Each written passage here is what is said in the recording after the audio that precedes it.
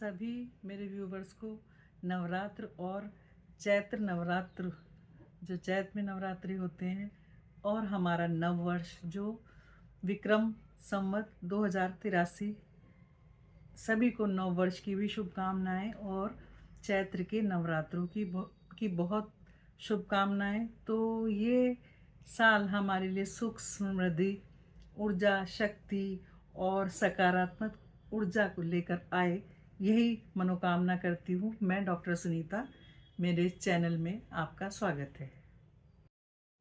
नमस्कार, मैं डॉक्टर सुनीता, आपका मेरे channel Ayurveda from doctor Sunita में स्वागत है। तो हम बात करेंगे चैत्र नवरात्रि, जो कि आज से शुरू हुए हैं। तो जिसमें हम माँ दुर्गा की पूजा करते हैं, आराधना करते हैं, और उनको पूजने का महत्व तो है ही, साथ साथ हमारी वो रक्षा करती हैं हर तरह से।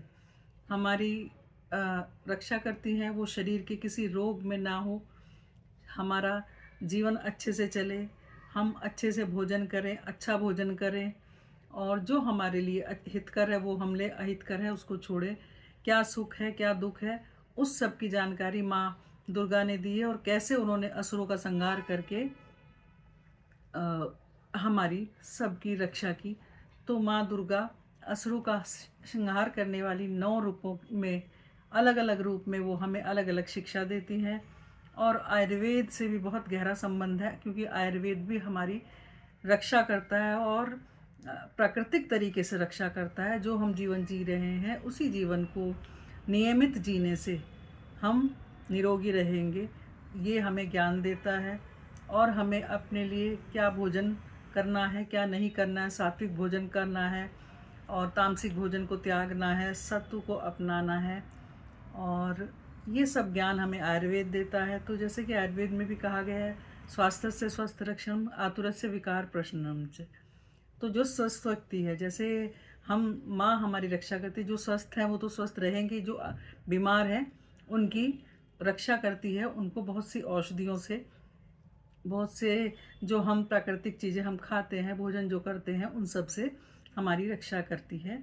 तो उसी प्रकार आयुर्वेद भी हमारी रक्षा करता है। तो आज पहला नवरात्र है, जिसमें हम माँ शैलपुत्री की पूजा करते हैं।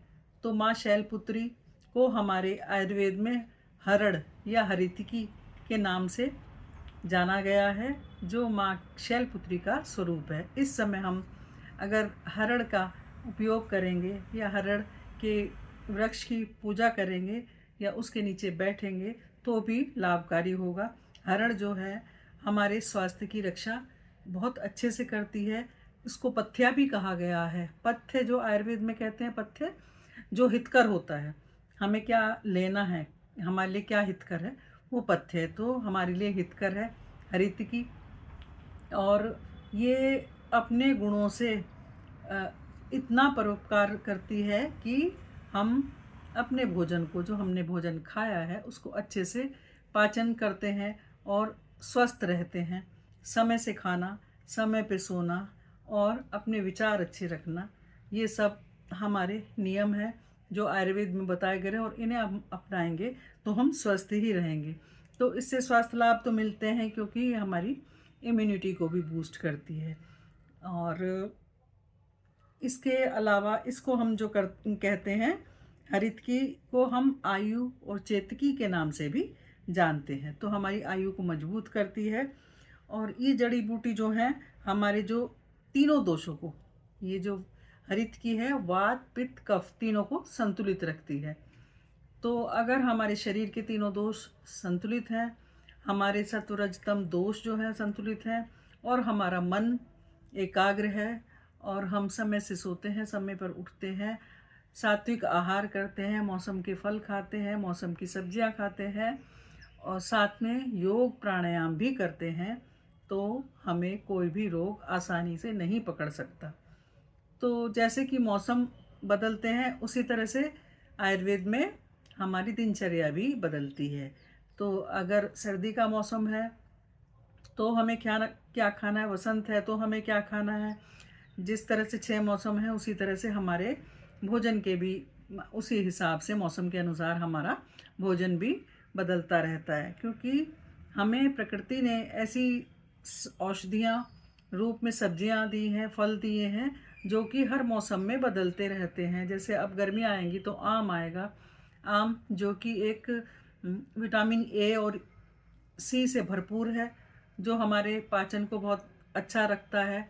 और हमारे जो रेशे वाला है तो हमारी जो फैट है उसको भी कम करता है, क्योंकि भोजन हम कम खाएंगे, फल अगर हम खाते हैं तो उसके बाद हमें भूख कम लगती है अगर आम का। इसी तरह के फल और सब्जियां हमारे मौसम में बदलती रहती है। हर मौसम में हमें क्या वस्त्र पहनने हैं, क्या खाना है, ये सब बदलता रहता है। तो उसी के अनुसार अगर हम चलते हैं तो स्वस्थ रहते हैं। तो आइए आप सब मिलकर हम माँ शैलपुत्री को नमन करते हैं और हम ध्यान करते हैं माता शैलपुत्री का। जब हम ध्यान करते हैं और प्राणायाम करते हैं तो हमारा मन एकाग्रचित होता है। तो हम प्रातःकाल भ्रमण के साथ थोड़ा योगा और प्राणायाम भी करेंगे तो हम सदैव स्वस्थ रहेंगे। तो अगर आपको मेरी वीडियो पसंद आई हो तो इसे शेयर कीजिए। अगर मेरे चैनल आपको पसंद आया है तो इसको सब्सक्राइब भी कीजिए और वीडियो को सेव कर लीजिए, क्योंकि वीडियो खो जाती है। तो और इसको लाइक, एक बटन तो दबा ही सकते हैं, लाइक तो कर ही सकते हैं। तो कल मैं बात करूँगी दूसरी, हमारी माँ का स्वरूप दूसरा ब्रह्मचारिणी जी का। तो ब्रह्मचारिणी जी हमारे किस आयुर्वेद की औषध से पूजनीय है, या कौन सी औषध हमारे शरीर के लिए लाभकारी है, जो ब्रह्मचारिणी माँ के स्वरूप को दर्शाती है।